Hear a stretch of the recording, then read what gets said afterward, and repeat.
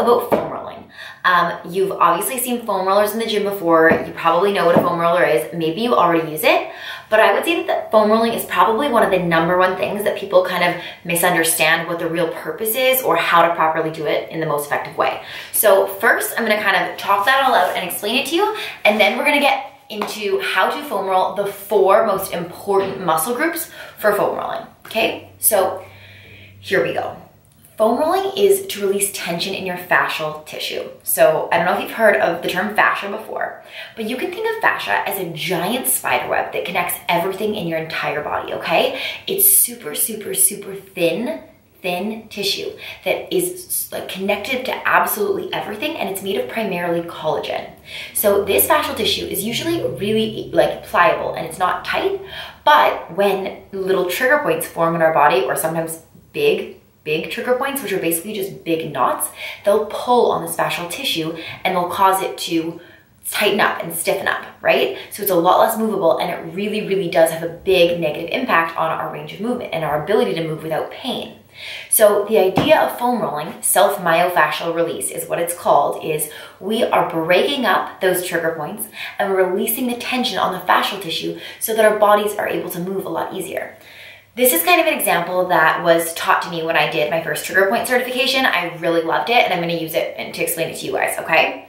So I want you to think of the smallest string that you can, like fishing line, like that thin, clear, tiny little string, okay?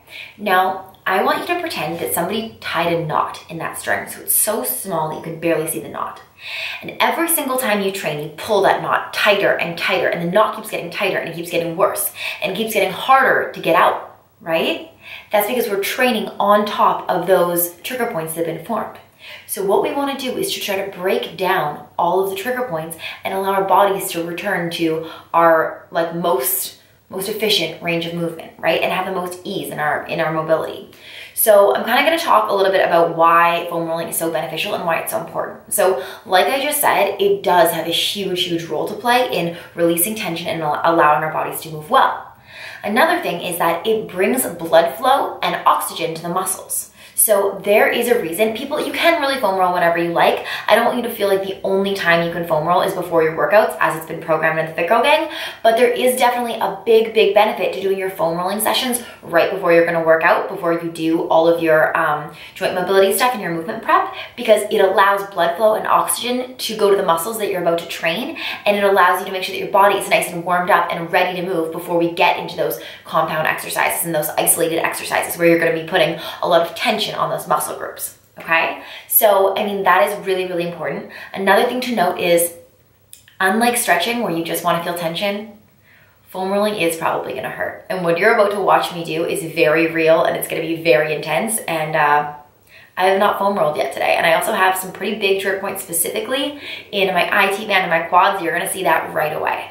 So we're kind of gonna go through my biggest tips on how to foam roll. The areas that we're gonna cover here are, we're gonna do your quads, your ITB or your IT band, your hamstrings, and your glutes. So really we are focusing all on lower body foam rolling today. There are other areas that you can reach with myofascial release, such as your lats, such as your calves. Remember how I talked about in the stretching video that we have a ton of tension in our calves and in our hips as well. But those are actually a lot easier targeted on a smaller surface area, so using things like a lacrosse ball. So a video will eventually be coming to you guys on that, but these are the primary areas we're gonna focus on foam rolling for TFGG today. A big thing too that is a big warning is I never want you guys foam rolling your low back unless you've been taught how to safely and properly do it by a professional in person. It's not something that there really is enough benefit to risk doing. Our lumbar spine in our lower back is kind of just a risky area to foam roll, and we just don't want to put our back in harm's way at all. So we're going to focus on foam rolling these major areas, and I absolutely promise you guys, once you start doing this on a frequent basis with proper technique, doing it right, you're gonna notice the biggest difference. Stretching is incredible, don't get me wrong, it's really important to stretch, but foam rolling also plays a huge role in actually releasing the tension that gets built up through repetitive movement and properly lengthening our muscles as well. So there's just so many benefits. It's really important to incorporate this into your routine on a regular basis, and I'm gonna show you guys how to do it. One thing first, guys, I tell you to drink water all the time. It's a huge thing in TFGG, you already know it. But it's really, really important that you're hydrating a ton, like getting those 4 liters in during and after your foam rolling session, because your body needs to flush out all that lactic acid from your foam rolling session, and it's really important to be hydrated in order to do so properly, okay? So I'm only gonna do one side of everything. Obviously, it goes without saying we wanna be nice and balanced, so you're doing everything twice. It's really actually great to fix any sort of imbalances in your body with foam rolling, and it's really important to spend just as much time on either side. So we're gonna start, and we're gonna start with quads. And I'm gonna show you guys how to do it. So we're gonna get into an army crawl position for quads, okay? So I'm gonna take my foam roller, this is just a basic foam roller, and I'm gonna shift it over to the side, and I'm gonna do my left quad right now, okay? So for my left quad, I want the center of the foam roller to be right in between my legs, okay? And I'm gonna bring my elbows out into army crawl position, and my elbows on the ground, my other knee is out to the side, and my leg is bent.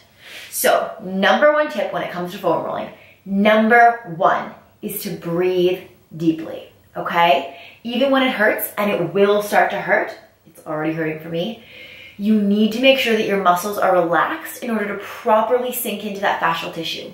As soon as you tighten up and you stop breathing, then you're not gonna get the benefit anymore. If I was flexing my quads as hard as I could, and it wasn't allowing this foam roller to sink into my quad, it would make it like way, way, way less effective. So we wanna make sure that you're breathing deeply the whole time.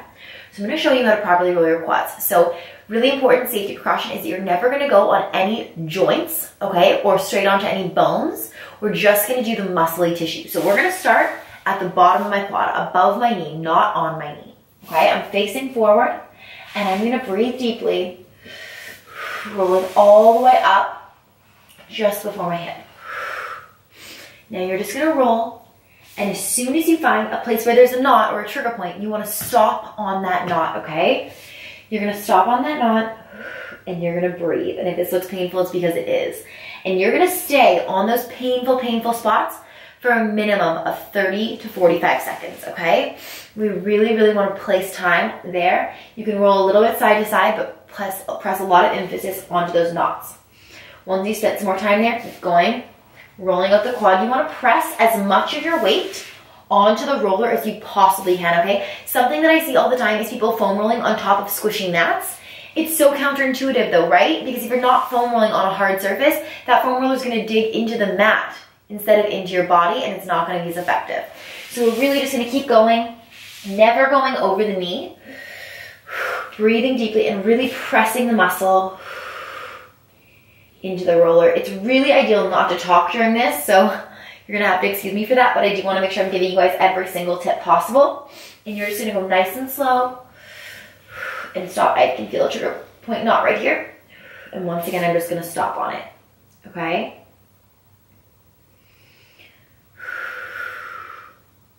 Okay, I'm gonna show you another tip. Now, typically when you're foam rolling, you don't stop. I want you to keep the tension on the muscle the whole time, but I'm gonna switch and face you guys.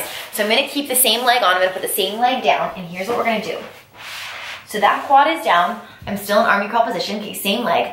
Once you've rolled up and down, and you've been on your quad for at least a minute, I want you to stop right in the middle of the quad. Now this is gonna get very intense. What you're gonna do is, keeping all the weight on the roller, you're gonna flex your foot, and you're gonna bend slowly and extend your leg all the way out, and you're gonna do that 4 times. And what that's gonna do is really truly allow your muscle to sink onto the foam roller. And you can do this in the middle of your quad, you can do this where you have any knots. It's gonna really, really allow some of that tension to release and to really, really get into that fascial tissue. So with the quad, you just wanna keep rolling up and down, pausing where you have any sort of knots. Once you've done the front of the quad, you're gonna prop yourself up on one side and you're gonna twist slightly to the side. Now this is where it gets a little more painful, okay? Now we're at an angle. So we're not quite on our IT band yet. You're on the side angle of your quad, and you sort of wanna think of this, it's gonna sound disgusting, you wanna think of this as if you're trying to peel your quad away from the bone, okay? That's not what we're actually doing, but that's kind of the attitude you wanna go about this with, is you're just on the angle of your quad, you're gonna stop right before your knee, and you're gonna push the quad away from the bone, rolling, still half on your front, half on your side, right at that angle, and right, you guys, right when you get on that knot, you wanna stay there. You can rock side to side in a little bit if it's not too painful. And you just want to put pressure right on those knots, okay? Now, this is extremely, extremely painful for me. I haven't foam rolled all day, like I said, and I haven't been putting as much emphasis in foam rolling as I should be lately, and that's me being completely straightforward with you. The more you do this, the less pain you're gonna find, because the more you're gonna work into your knots, and the deeper you're gonna be able to sink in. So it's one of those things where the more you do it, the more benefit you're gonna get out of it. So once you've done the side of your quad, you're gonna flip all the way over onto the side, okay? So you can, now we're gonna do the IT band. You can really do one leg, the quad, the side, and then the IT band without moving at all, because we wanna keep as much pressure on that roller as possible, okay? So we're gonna stay nice and low, and then same thing, you're gonna roll up from your hip, all the way down just above the knee, never going on the knee. Pressing in, breathing super deeply. Now my knot, I can feel it on the IT, it's right here. So I'm just gonna breathe and continue to rest my body right on the roller right there. You guys, I promise you're not alone feeling that this is painful. Oof, but it really, really, really does make a difference. And I know I'm gonna be glad that I did this tomorrow. Okay, so that is your quad and your IT band. Next, we're gonna do your glutes. So the glutes are the biggest muscle in your body, and it's super, super important to really open them up in order to effectively foam roll them. So here's what we're gonna do. You're gonna place the roller behind you, okay? Sit up tall, and you're just gonna sit right up onto the roller, okay? So I've been doing my left side, so I'm gonna keep doing my left side just to keep it consistent. So what I'm gonna do right now is I'm gonna take my left leg, and I'm gonna bring it up over my right leg, like I'm crossing my legs, okay? My left hand is now going to twist back. So now I have that support, okay? And now I can push into that left hand, and I can twist over to the left side.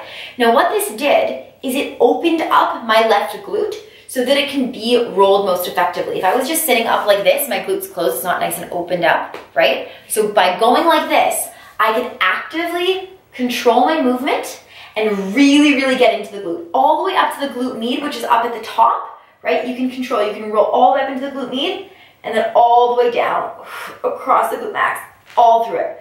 And you're just gonna keep going like this, same thing, deep breathing super deeply, trying to stay as relaxed as you possibly can. I don't really like to foam roll to like super hardcore, crazy music. I like to keep it a little calmer because you want your body to be a lot more relaxed, right?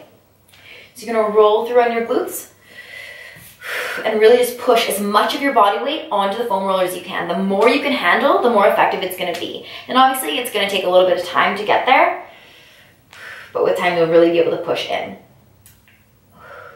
You roll all the way up, and then back, same thing, pausing on those knots. So you might notice that I am using a regular foam roller instead of those crazy spiky ones that you've seen. There are a ton of different foam rollers out there, and it's up to you what you want to use. My personal preference is never to use a super crazy spiky one, because I find with that, they're so intense that they hurt so much that everything kind of hurts, and you don't really have that ability to control where you're feeling those trigger points, and that ability to control, oh, I feel that the knot is here, I'm really going to push into this area. The whole thing just kind of hurts so badly because it's so spiky. If you've worked your way up there and you're able to use a spiky one, absolutely go for it. But especially if you're a beginner to foam rolling, I definitely wouldn't recommend that you use a spiky one. So the final area that we're gonna roll today, I'm gonna stick to my left side, is the hamstring. So kind of the same thing, you're gonna prop up yourself on it. You're gonna make sure that your weight is shifted to the left side. Okay, this foot, your right foot is on the ground to help. You're gonna flex your foot, and you're just gonna roll up and down, breathing nice and deeply. You'll typically find that the hamstring isn't quite as sore as the glutes or the quad or the IT band, but it still is really, really great to release any tension that is there. And just breathe. If you feel any knots, pausing on them as well. This is a time during foam rolling that I love to make sure that I have my music set for my workout. If I'm doing it before my workout, kind of pick and choose what I'm gonna have. Go through your workout, right? Look at your TFGG workout for that day. See what you have. Plan exactly what equipment you're gonna need for it. Make sure that you're just ready to go. And I know that foam rolling isn't exactly the most fun process, but it's one of those things that has such a huge payoff. You are gonna be so glad that you did it and that you did it right. So just to summarize all that, the biggest tips: breathe deeply. Pause on those knots in the fascial tissue, okay? Spend time there, allow that tension to release, and just make sure that you're going about it slowly and you're giving yourself time to do it. It's so, so important. And in terms of your mobility, in terms of your overall performance, and in terms of your progress, it's really, really gonna pay off. So I can't wait to hear what you guys think about this. I can't wait to see your foam rolling videos and all of your little Instagram stories of you foam rolling. I will talk to you guys in the next video.